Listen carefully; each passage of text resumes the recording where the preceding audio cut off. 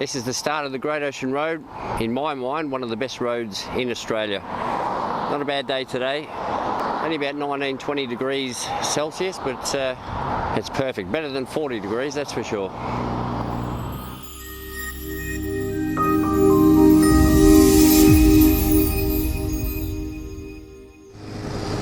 G'day guys, hope you're having a great day.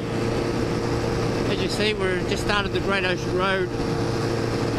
It's a bit blustery today, sorry if there's any wind noise, but that wind is really kicked up today. The further we get along, the better it'll be. Views and that sort of thing. But this is the start, technically the start.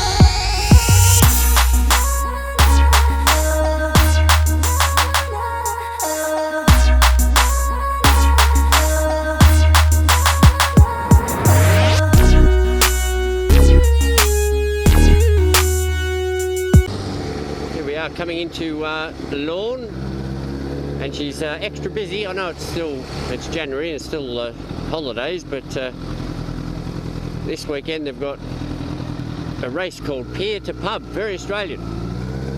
Pier to Pub, and looks like there's hundreds of people down there.